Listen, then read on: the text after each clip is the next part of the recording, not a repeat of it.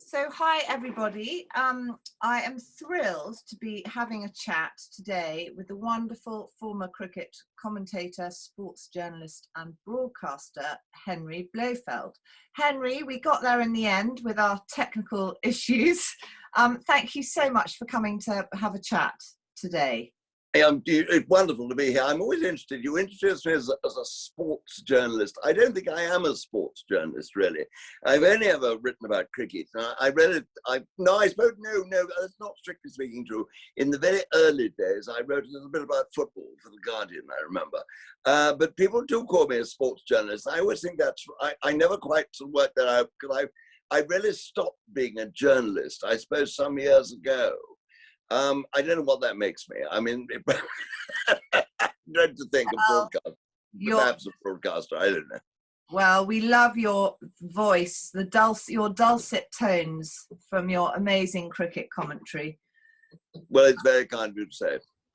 So, did you have a love of cricket from a very early age? Yes, I suppose. Here we are at Houghton, where I'm talking at the moment. And down the drive and in front of, on the old parkland, we had a cricket ground, which my father built really in about 1945. It's a rather amusing story. He had at the end of the war a number of German prisoners of war working on the farm. And 1945, they got so well ahead with everything. And the original village cricket ground, which was in front of the house, the parkland, more in front of the house, was a bad, uneven ground and huge slope. And so he set these Germans to work to make another cricket ground up by a little wood called Hill Peace. And it became a flourishing ground, and he got, proper people to lay the pitch and everything. And so I was brought up with village cricket everywhere, and I used to go off with my parents and watch Norfolk cricket in Norwich. And by the time I went to my private school, Sunningdale, in 1947, in May 47, I think I was probably already hooked before I fell under the auspices of the redoubtable Miss Peterson, who took the third form game up somewhere by the railway line, between the railway line and the raspberry cages, where my love for the game developed even further, and I've never looked back. How brilliant. And Henry, you played cricket for Cambridge and were obviously very, very good. But your playing career was sadly curtailed. Can you explain what happened? Oh yeah, it a long time, well before I went up to Cambridge. Well, I say well, the year before. I played for Eton for 3 years, and in 1957, I think I was captain, and I happened to. Everyone thought I was rather good, so I hit 100 Lords when I was 16 or something. And then in the following early June, I bicycled unerringly in front of a bus. Into a bus in Datchet Lane between Upper Cobham and Egar's Plough at Eton, and spent 28 days unconscious, which really, although I played a bit of first-class cricket at Cambridge afterwards, I was never the same cricketer. I mean, it kiboshed me completely, really.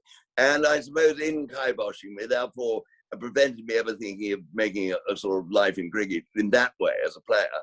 But opened up the possibility, I suppose, of going into the press box and then one day the commentary box. Although, of course, at the time, I had no idea that's what I was going to do. No.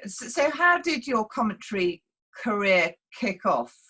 No, we've got to go back before that. The commentary career came, that was quite a lot later.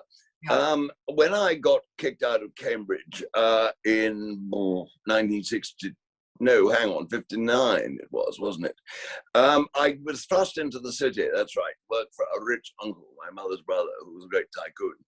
And I absolutely loathed it. And I couldn't think what on earth I could do. The only thing I'd ever been any good at was cricket, which has rather been taken away from me, in a way, by this accident, because brain bruising takes about 10 years to drop out. I was, as I say, I was unconscious for 28 days. I had something like 14 major brain operations to take bits of bone out of it, all that. And anyway, I thought, well, I got lots of friends who write about cricket. Why don't I? And I read lots of people, and they said, no, there's no chance. And one day I met Johnny Woodcock. Johnny Woodcock was the famous Times cricket correspondent who died last year at the age of 95. He was perhaps my greatest friend in life. And I met Johnny at a party in May 1962, and we were talking. He said, I said I wanted to become a cricket writer. He said I wouldn't advise that. And anyway, he said at the end of it, look, I don't think I can help, but if I can, I will. And the next day, having driven to my office on a Monday, I got back. And next day, sorry, it was a Tuesday. That's right, the next day. And got back to find a yellow telegram underneath on my doormat, which said, ring Johnny in Hampshire. And I did. And the Times wanted someone to write 2 days cricket at Gravesend the next 2 days. Someone was ill, I think. Yeah. And would I do it? I said, yes, of course I will. And total off to Gravesend and at the Bat and Ball Ground, which is no longer used for first-class cricket. And I wrote about the 2 days there, and lo and behold, they sort of used all of it, really. And that was how my great career was launched. And the following weekend, they rang me up and said, will I do 2 more days? And I said, yes. And after that, flushed by success, I rang them the weekend after that and said, wouldn't you work for me this week? And they said, yes, 4 days. So I rang my office on Monday morning and said, I've left. They said, what do you mean? I said, I'm not going in again. And they said, you can't do that. I said, watch me. Yeah. And that was how one of the great merchant banking careers of the 20th century grown to all. Oh, well done, you. And so I did that, and I worked for the Times. Then I worked for I've always been freelance, and I worked for the Guardian. And broadcasting, you can come along for another 10 years, 72. And I remember someone saying to me, a friend of mine, look, why don't I ever thought about commentating? And I really hadn't. Well, I'd always been a passionately keen listener to Test match first. I never actually thought about doing it myself. And anyway, I wrote off to the BBC, to Robert Hudson, who was head of OBs then. And I did a trial at the Oval, I remember. And then that was in 1960. No, that was in 1968. Sorry, that was in 68. That's right. And then I'm sort of thinking ahead of myself. And then nothing happened at all. No one rang at all for about 3 years. And I thought, hang on. I did a trial. I'm getting this wrong. And then I went round to the broadcasting house and listened to the 2 20-minute tapes I'd done. A chap called Henry Riddle, a huge man who was a great friend of Lord Reith, funnily enough. And he listened to it and liked it and said, we've added your name to the list of BBC commentators. And I thought, yippee. And 3 years later, I'd heard nothing. And then I went to West Indies to write about a cricket tour between New Zealand and West Indies. First time New Zealand had been to the Caribbean. And in those islands, they have, and territories, they have 2 radio networks. And they both wanted someone, a foreign overseas voice. And the New Zealand commentator, who was commentating back to New Zealand generally, joined one station, and they asked me if I'd ever commentated about cricket. And I said, yippee, I've never done anything else, really. And they signed me up, and I did the whole series, having never done anything before. It actually worked. I mean, it worked all right in front of an audience that was less exacting, I think, than an audience of the BBC. And when I got home, I suppose it would have been in April of 72, I found a letter from Robert Hudson, who ran outside broadcast, saying, would I do a game, 2 days of a match, Essex-Warwickshire at Chelmsford, in the old Whitsun weekend. I did it, and the following Thursday, I had a letter from him saying, would I join Test Match Special for 2 one-day games at England-Australia in the first ever one-day international competition between 2 countries in August and September. So it all happened quite quickly. How brilliant. And there I was, and I stayed there for something like 47 years, can you believe it? That's amazing.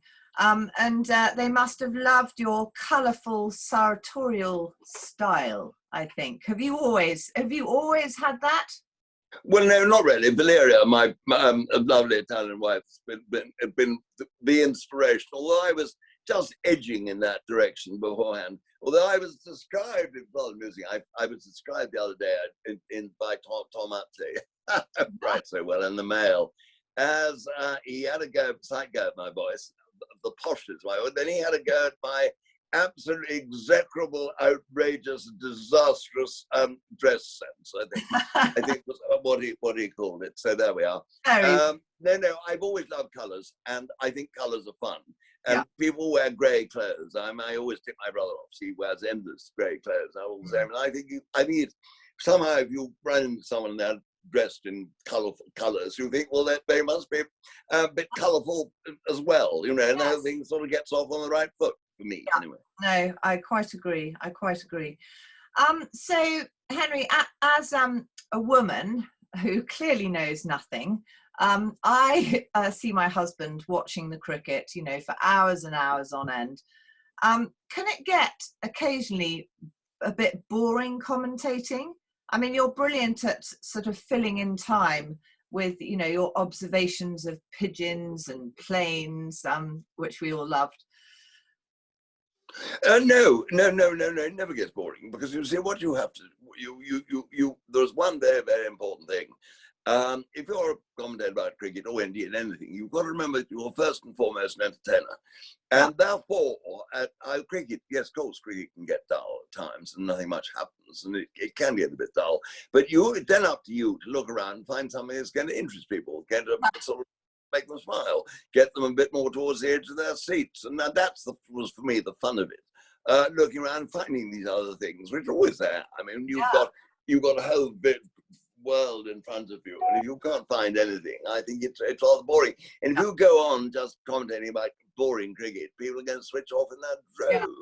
So I mean, that was really a thing. I mean, I always worked on the basis that when you commentated, you needed to paint the picture. You needed to show people who were listening where you were, so they could, as it were, see the game through your eyes, and they knew exactly where they were positioned. And I used to talk about things over the boundary and all the rest of it, but not in the getting in the way of play. But I think it sort of added to it, and it gave them, in a funny way, handrails to hold on to, visual handrails. Yeah. And you see, again, you get the old thing that's always said, that radio paints much better pictures than television, which you see is true in that if radio is done well, you've got no sort of distraction which you have on television. You've got a picture on television which takes your attention and prevents you using your imagination. Whereas if radio is done well, it comes to you and you use your imagination and you paint your own pictures. Yeah. And I think that is what makes radio, in a way, more fun than television. Yes, yeah. And Henry, where is your favourite cricket ground in the world? What's your favourite? I suppose I'm very hard pressed to say anything other than Trent Bridge in Nottingham, which is a ground I love. I played on it. I played for Cambridge there, a match in 1959, and I played actually for Norfolk against not St. Cleven that 3 or 4 times. I've always loved it. I love the people there. It's a homely ground. They redeveloped it brilliantly. Yes, I really think of all the grounds anywhere. It's not the prettiest, but it's a wonderful sort of small ground, cockpit for cricket on the banks of the Trent almost. I mean, you can go off and say, yes, Eden Gardens, Calcutta, 130,000 people. It's magnificent in its way. The Sydney Cricket Ground with the hill, the Adelaide Oval with the cathedral and the Torrens River and everything, and the Mount Lofty ranges. You can go to Cape Town, the Oaks at Newlands and all of that. You can go to the West Indies, to Port of Spain, and the mountains and the flamboyant trees, and at the right time of year. You can go to St. Vincent, that lovely ground surrounded almost by water. And they're all lovely, but I think the ground I feel the greatest affection for is not Lord's. Lord's is a sort of almost an ecclesiastical institution, isn't it? I think Trent Bridge is the one. I think I have to stay with that. Yeah, all right, fair enough. And what would you say was the best cricket match you've ever watched? Well, it's so much a matter of opinion, isn't it? I suppose, yes, the most exciting one has to be 1981 at Headingley, when England, having lost beyond a peradventure after 3 days, Ian Botham made that 149 not out in England's second innings, and Australia suddenly had to get 130 to win.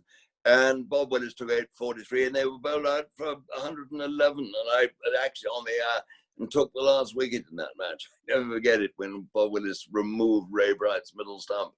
I think that was probably the most exciting Test match.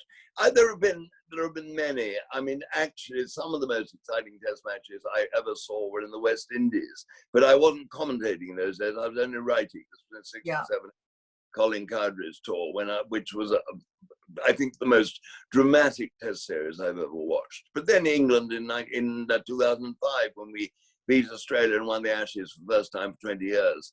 That and Michael Vaughan's brilliant captaincy. I mean, that was an extraordinary summer. But then if you watch 700-800 Test matches or whatever I have, yes. You can keep on plucking cherries out of the bowl, can't you? Yeah. And the best cricketer you've ever seen play? Can you name one? I'm never very good at all this best business. It's all cricket. It's all fun. It's all the. I mean, I suppose if I had to say the best cricketer, it would be Gary Sobers. I think probably. I mean, he was the most extraordinary all-rounder. Yes, I would think he was probably the nearest. Yeah, I would think he was probably the best cricketer. But as I say, I'm never very good at best. Everyone had their sort of their hallmarks, their ability, their genius, if you're talking about the really good ones. And I always think comparisons can be a bit invidious, particularly when you're taking players from one generation and then plucking others out of a previous generation and trying to put them together, because the game changes so much all the time. It's an evolutionary process, and that it's jolly difficult really to make sort of comparisons, I suppose. But I think, I mean, I'm thinking while I'm talking, and I think Gary Sobers was probably the best cricketer I ever saw. Yeah. What do you think of the new positive attitude of the England men's cricket team? Well, I think it's splendid. I mean, this chap, Brendan McCullum, is a remarkable man. In the turn of the century, in sort of 1990s, 2000s, three people, Andrew Flintoff of England, Adam Gilchrist of Australia, and Brendan McCullum of New Zealand, changed the face of Test cricket completely. Up until then, if England won the toss and made 240 for 3 the first day, everyone thought it was rather good. Nowadays, sides are scoring 400 in a day, and these three were the people really who, in the middle order, changed it all. And McCullum's got this wonderful attitude, and he's found in Ben Stokes someone who I think none of us were altogether certain about Stokes, who could be a little bit fiery at times. But McCullum seems to have corralled him in and done wonders. And I mean, what is absolutely extraordinary about what has happened is that identically the same team, I mean, it's exactly the same personnel, have suddenly changed themselves around. The attitude has changed so dramatically in the pavilion.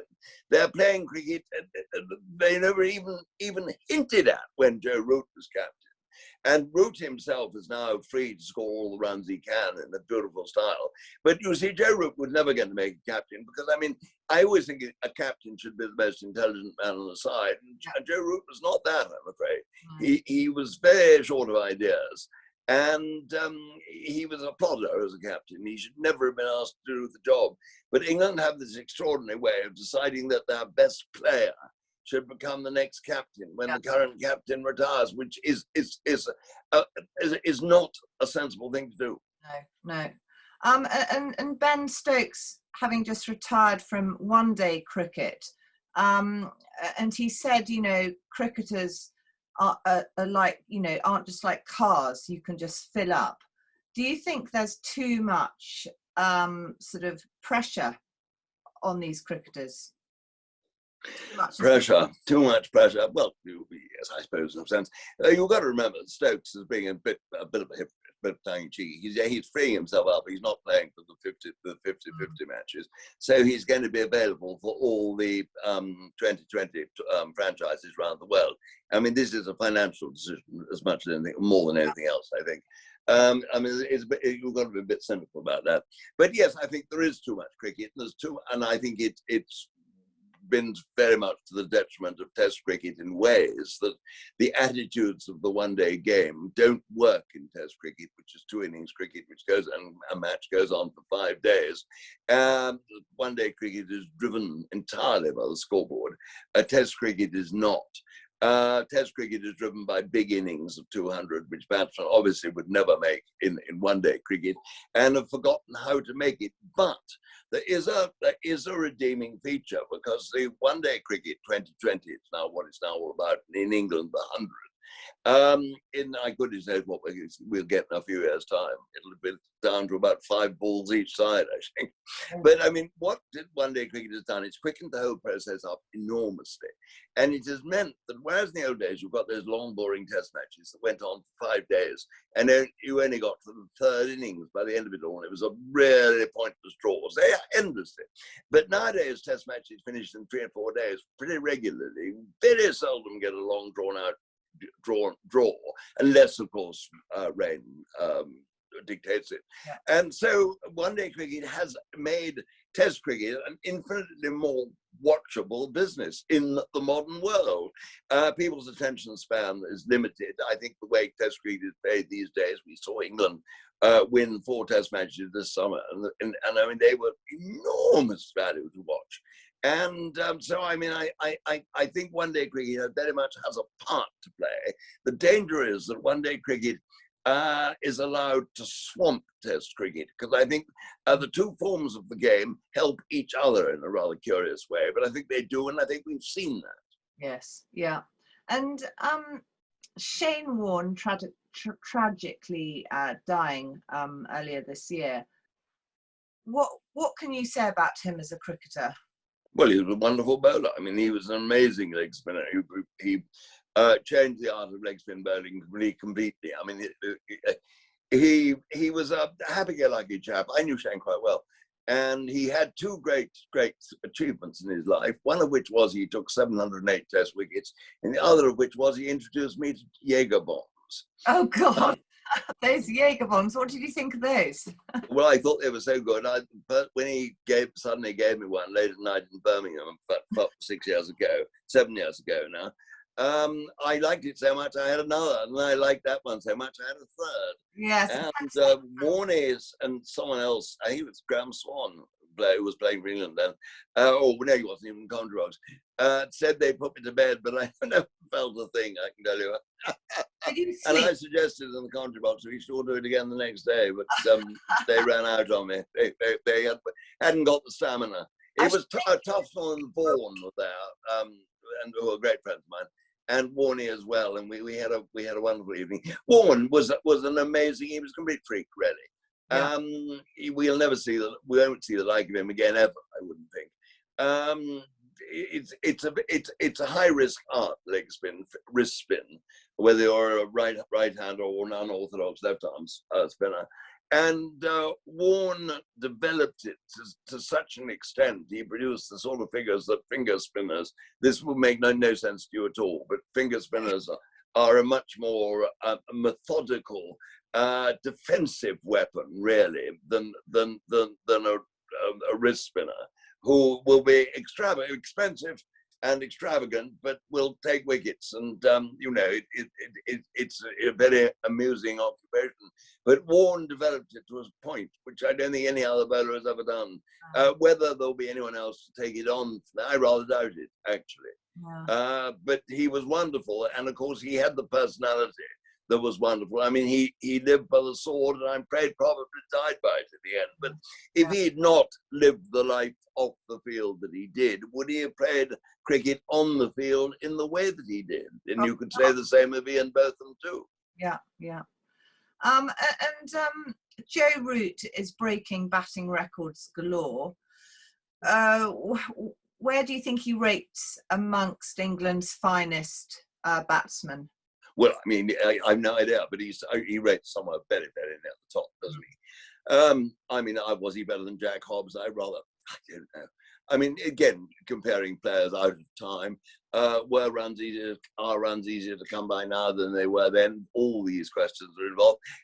Peter May, another one. I mean, they're Hammond. they're all right up there. I mean, I think it's invidious to try and put one ahead of the other. They all had genius in their ways. They were all unique cricketers in what they did. Yeah. Who was better? I don't know.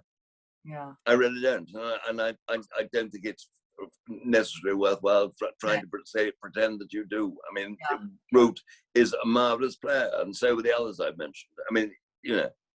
Yeah. Are you a fan of T20 cricket, or are you more of a traditional? Well, I think I've already answered that, really, with what I said a few moments ago. I think it's got a place, T20 cricket. I think it mustn't swamp Test 2 innings cricket, which I think is a much more important aspect of cricket than people realise. Yeah. Okay, what would you say is your biggest gaffe you've made commentating? Is there one that stands out and you're thinking? No, I can't. I can think of one or two which I'm not going to repeat. Okay. No, I'm not, because I had to issue public apologies and all the rest of it, and I did them when they were quite unpremeditated. I mean, they just absolutely happened. And when you're doing an additive thing, of course, you just do occasionally get things wrong. Yeah. And I got 2 things wrong in my life, but I'm not going to repeat either, because it would only reopen wounds, probably. Fine. So, but I mean, you cricket's a game with double entendres, because I mean, you play with the ball, therefore obviously there are lots of double entendres.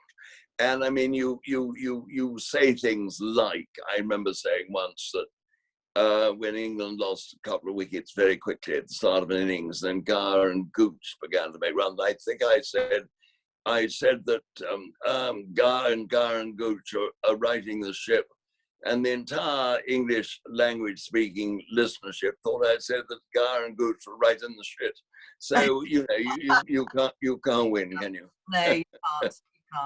You can't. And Henry, if you could press rewind and live your life again, is there anything you would do any differently? I think I would have. Yes, I've got one thing. I was never very good as a commentator on television because I didn't fit into the old format of television commentary, which is very different from radio commentary. I would have liked to have done that again, because I believe that my style of doing it on the radio could have been adapted more than producers were prepared to look at it and to try and adapt it. I turned either television producers, either grey or bald, with remarkable frequency. I just feel that I could have got that a bit right than I have. Is there anything else I'd like to run? Yes, I would have loved to. I would have loved, and the chance never really arose. I would have loved to have gone around the world, which lots of people do, don't they, with television cameras, doing these wonderful trips of discovery. I mean, you look at Michael Palin, no one can ever do anything as well as Michael Palin. He's absolutely amazing. I'd love to have tried that. I'd love to have, I think when I wake up in the middle of the night and I've got nothing else to do, I sometimes think, well, what fun it would have been to have a 3-hour, 2-hour program on Radio 2. Do you know what I mean? Yes. And all the chatter. I mean, these are all pipe dreams. Brilliant. But if you don't have pipe dreams, you don't get anywhere, do you? No. Really? I mean, I won't ever get anywhere with that thing. But I would love to have had a chance to have a shot. But the trouble with me was I was too old. I was the wrong generation. Had I been 20, 30 years younger, these things might absolute impossibility. But I was of the generation that once you did one thing and I did Greek comedy, you became so typecast, you really fenced yourself in. And with a high fence you couldn't jump over. Yeah. Do you know what I mean? Yes, I do, totally.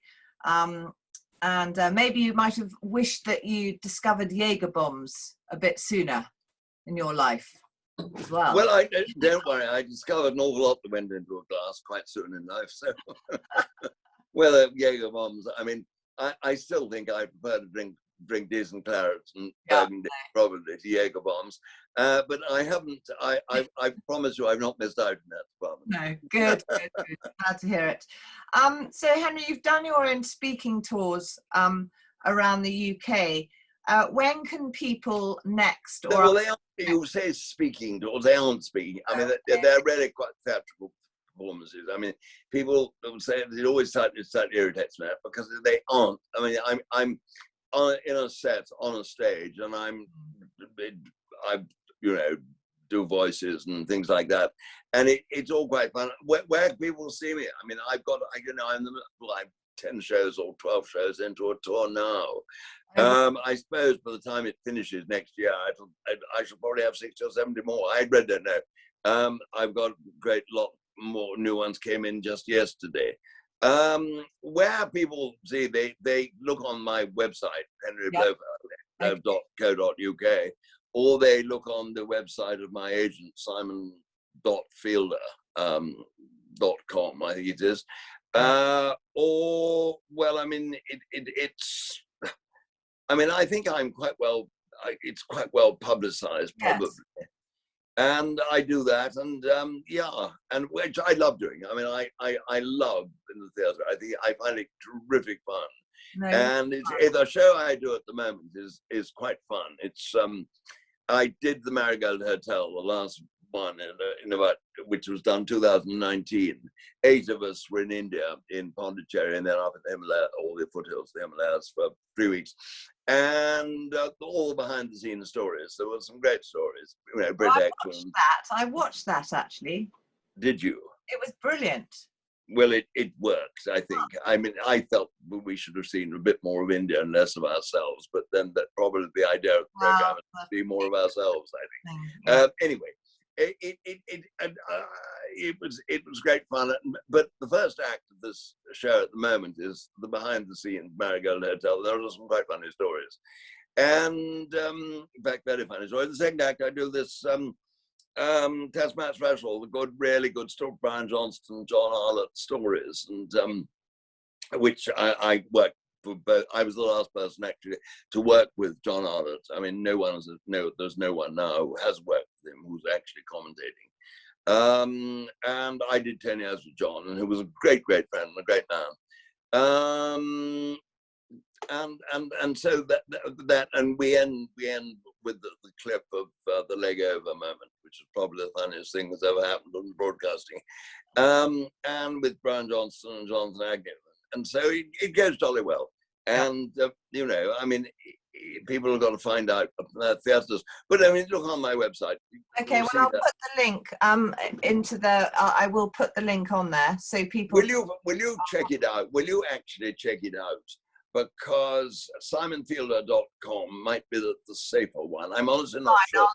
I'm awfully bad. Oh no, I tell you exactly who you need to ask, Mike Charlton. Okay, I'll ask Mike. I was in touch with Mike before, so I will ask him. Yeah, do that. He'll give you. Was that all right? It was brilliant.